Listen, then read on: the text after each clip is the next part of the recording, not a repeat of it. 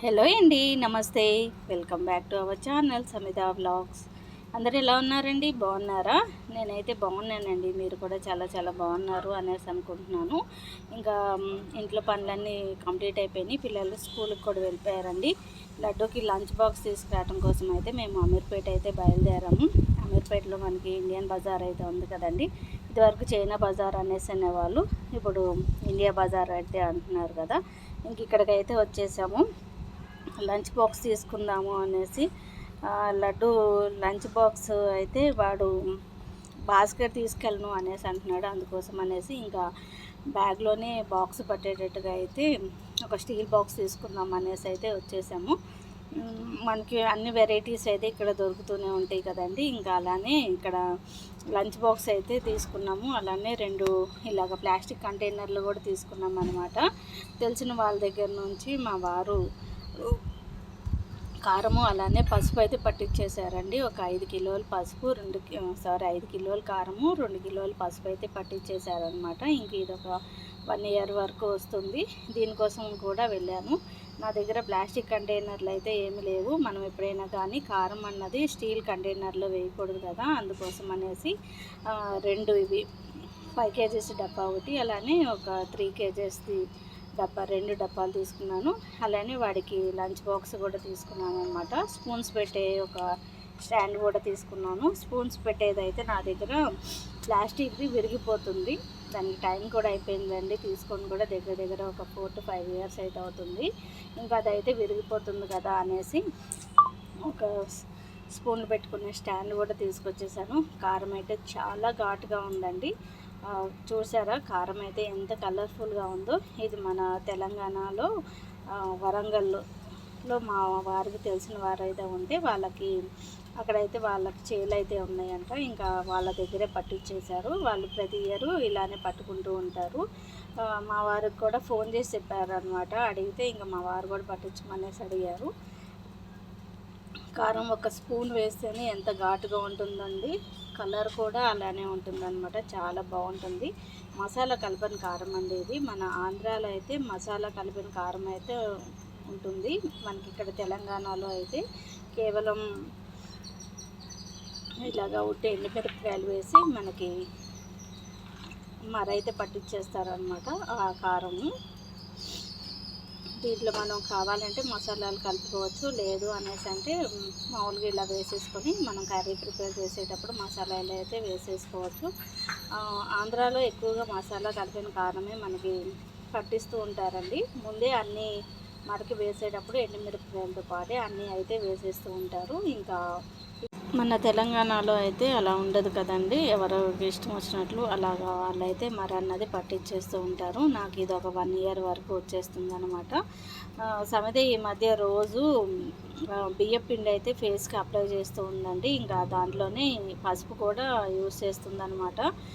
బయట కొనుక్కొచ్చే పసుపు కన్నా కానీ ఇంట్లో అంటే మన చేలో పండించిన పసుపుతోటి చేస్తే బాగుంటుంది కదా ఆర్గానిక్గా అనేసి. ఇంకా అలానే పసుపు కూడా పట్టించమనేసి చెప్పారు. ఇంకా 5 కేజీలు డబ్బా అయితే నిండిన తర్వాత ఇంకా కొద్దిగా అయితే ఉంది. ఇంకా రోజు అయితే నేను ఈ హార్లిక్స్ బాటిల్ గుర్తుందా అండి? ఎప్పుడో ఇదివరకు అయితే ఈ వీటిల్లోనే మనకి హార్లిక్స్ అయితే వచ్చేదన్నమాట. ఇప్పుడు అయితే ప్లాస్టిక్ కంటైనర్లో వస్తుంది కదా. అదే బాటిల్ తెలిసిన వాళ్ళ దగ్గర నుంచి తీసేసుకున్నాను. మొన్నటి వరకు నేను స్టీల్ డబ్బాలో వేస్తే కారం అన్నది తినేస్తూ ఉంది డబ్బాని. అందుకోసం అనేసి వాళ్ళ దగ్గర నుంచి బాటిల్ అయితే తీసుకొచ్చేసి ఇక దీంట్లోనే నేను కారం అన్నది అయితే వేసుకొని వాడుతూ ఉన్నాను.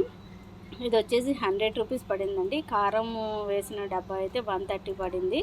ఇది చిన్న సైజు కాబట్టి ఇది వచ్చేసి 100 రూపీస్ అయితే తీసుకున్నారు అక్కడ. ఇంకా దీంట్లోకి పసుపు వేద్దాము అనేసి చిన్నదే తీసుకొచ్చారండి. పసుపు కూడా దీంట్లో అయితే సరిపోతుంది. ఇంకా కారం పోస్తూనే ఉన్నారు మా వారు, తుమ్ముతూనే ఉన్నారు అనమాట. అంత ఘాట్ అయితే ఉంది. కారం అంటే ఇక ఎక్కువ అలానే ఉంటుంది. ఇంకా తెలంగాణలో కారం అనేసి అంటే ఇంకెలా ఉంటుందో తెలిసే ఉంటుంది కదా. ఇది చిన్న మిరపకాయలతో పట్టించిన కారం అండి. చిన్న మిరపకాయలు అనేసి అంటే మనకి ఘాట్ అయితే చాలా ఎక్కువగా ఉంటుంది కదా. అందుకనేసి నేను ఒక 1/2 కేజీ కూరకు వచ్చేసి 1 టేబుల్ స్పూన్ మాత్రమే వేస్తున్నాను అనమాట. దానికే ఘాట్ అయితే ఎక్కువగా ఉంది. పచ్చిమిర్చి అయితే 1, 2 మాత్రమే వేస్తున్నాను.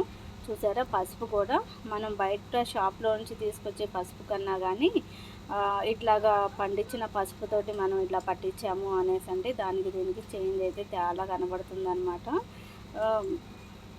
సమిత అయితే రోజు ఇదే పసుపుని అయితే వాడుతూ ఉంటుంది. ఇది కూడా వచ్చేస్తుందిలేండి, దగ్గర దగ్గర ఒక 1 ఇయర్ పైనే వస్తుంది పసుపు అన్నది. ఇలాగా ఈ రెండిట్లో అయితే నేను స్టోర్ చేసి పెట్టేసుకున్నాను అనమాట పసుపు కారం అన్నది. ఇది వచ్చేసి నేను స్పూన్స్కి పెట్టడం కోసం అయితే తీసుకున్నాను అనేసి చెప్పాను కదా, ఇది ఒకటైతే తీసుకున్నాను నేను. చూసారా, ఇది వచ్చేసి మనకి స్టీల్ కాదు, ఐరన్ అనుకుంటున్నాను నేను. దీంట్లో పెన్స్ కూడా పెట్టొచ్చు అనేసి అన్నారు అక్కడ. ఇంకా అమ్మ అయితే స్టీల్ తీసుకున్నాను అనేసి చెప్పింది నాకు. ఇంకా అమ్మ వచ్చేటప్పటికి ఎప్పుడు వస్తుందో తెలియదు కాబట్టి ఇంకా ఈలోపు దీని ప్లాస్టిక్ దాని అవతారం అయితే చూడండి ఎలా ఉందో, విరిగిపోతూ ఉందన్నమాట. ఇలా పట్టుకుంటేనే విరిగిపోతూ ఉంది. ఇంకా అందుకోసం అనేసి ఇదైతే ఒకటి కొన్నాను. ఎప్పుడైనా కానీ పిల్లలు పెన్స్ అయినా పెట్టుకోవచ్చు కదా అమ్మ కంటైనర్ తీసుకొస్తే అనేసి దీన్ని అయితే నేను పెట్టేసుకుంటాను. ఇప్పుడు ప్రస్తుతానికి స్పూన్స్ పెట్టుకోవడానికి. చూసారా, ఇలా పట్టుకుంటేనే విరిగిపోతూ ఉందన్నమాట. చాలా ఇయర్స్ అయిపోయింది కదా, దాని టైం కూడా అయిపోతుంది. ఇంకా ఇవ్వండి లడ్డూకి బాక్స్ అయితే ఇది తీసుకున్నాను నేను. లోపలంతా స్టీల్ వచ్చేసింది, పైన మాత్రమే మనకి ఇలాగా పైన క్యాప్ వచ్చేసి అదైతే మనకి ప్లాస్టిక్ అయితే వచ్చిందనమాట. వాడికైతే లంచ్ సరిపోతుంది, దీంట్లో కేవలం లంచ్ మాత్రమే పెడుతున్నాను కదా అనేసి నేను ఇదైతే తీసేసుకున్నాను. బాగుంది, చాలా గట్టిగా ఉంది. ఈ క్లిప్స్ కూడా మనకి 2 క్లిప్స్ అయితే ఎక్స్ట్రా ఇచ్చారు, ఒకవేళ పోయినా కానీ మళ్ళీ ఉపయోగించుకోవచ్చు దాంతో అయితే. ఇది వచ్చేసి నెక్స్ట్ డే మార్నింగ్ అండి. పిల్లలకి లెమన్ రైస్ కావాలి అనేసి అడిగారు స్కూల్కి, అందుకోసమని లెమన్ రైస్ ప్రిపేర్ చేయడం కోసం అయితే స్టవ్ మీద నేను రైస్ అయితే పెట్టేసుకున్నానండి.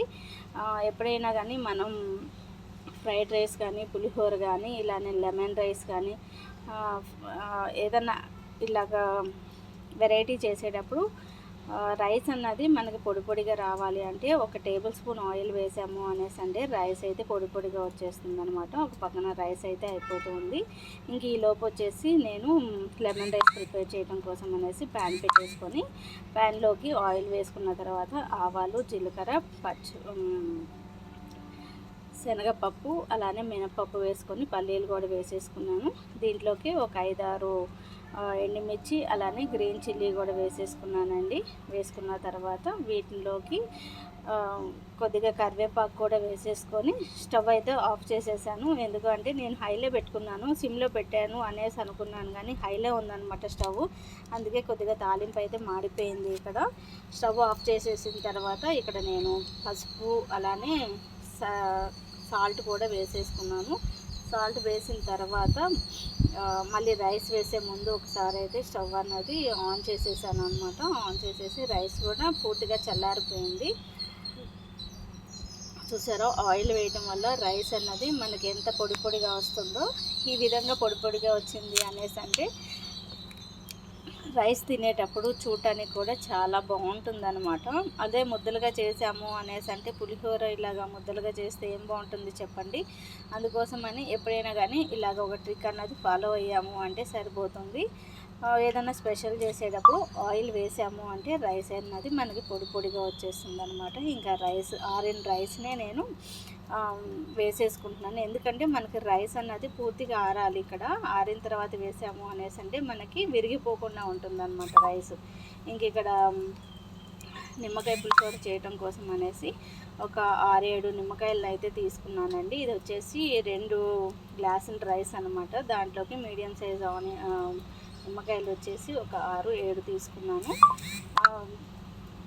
కొద్దిగా పులుపు అన్నది తక్కువైతే ఇంకొక నిమ్మకాయ కట్ చేయొచ్చులే అనేసి ఇంకా వీటిని అయితే నేను రైస్ అన్నది స్టవ్ సిమ్లో పెట్టేసుకొని ఇంకా రైస్ అయితే పూర్తిగా కలిపేస్తున్నాను అనమాట. కొద్దిగా వేడి ఉంటే బాగుంటుంది కదా అనేసి పిల్లలకి లంచ్ బాక్స్లో కూడా ఇదే పెట్టమనేసి అడిగారు. ఇంకా రైస్ మొత్తాన్ని పూర్తిగా అయితే కలిపేసుకున్నానండి. ఇంకా పిల్లలు కర్రీ వేసి లంచ్ పెడుతున్నాము అనేసి అంటే వాళ్ళు కలిపి పెడితేనేమో రైస్ మధ్యాహ్నానికి పాడవుతుంది. కలపకుండా పెట్టాము అంటే వాళ్ళు కలుపుకోవడానికి ఇబ్బంది అవుతుంది అనమాట. కాబట్టి ఇలాగ రెడీ టు ఈట్ చేసాము అంటే వాళ్ళు కూడా ఇష్టంగా తింటున్నారు. ఇంకా పిల్లలిద్దరికీ లంచ్ బాక్స్ అయితే ప్యాక్ చేసేసానండి. వాళ్ళైతే ఫ్రెష్ అవ్వటానికి అయితే వెళ్ళిపోయారు. ఇంకా పిల్లలు వెళ్ళిపోయిన తర్వాత మిగతా పనులన్నీ చేసేయాలి. డిష్ వాషర్లో గిన్నెలు తీసుకురావాలి, అలానే బట్టలు అయితే ఉతకాలి. ఇంకా ఇల్లు క్లీనింగ్ చాలా పనులు అయితే ఉన్నాయి. మొన్న కొన్ని అంట్లు అయితే కడిగాను కదా, ఈరోజు పిల్లలు వెళ్ళిపోయిన తర్వాత మళ్ళీ మిగతా గిన్నెలు అయితే వాళ్ళంతా క్లీన్ చేసేసుకొని ఇల్లు కూడా ఒకసారి డీప్ క్లీన్ అయితే చేసేస్తానండి ఈరోజు. పిల్లలు వెళ్ళిపోయిన తర్వాత నేను చేసుకునే పనులు అయితే ఇవే. ఈరోజు వచ్చేసి అంతకీ అడగడం మర్చిపోయానండి నేను. మీ పిల్లలకి మీరు లంచ్ బాక్స్లో ఏం ప్యాక్ చేశారో ఒకసారి నా కామెంట్ బాక్స్లో అయితే షేర్ చేసేయండి.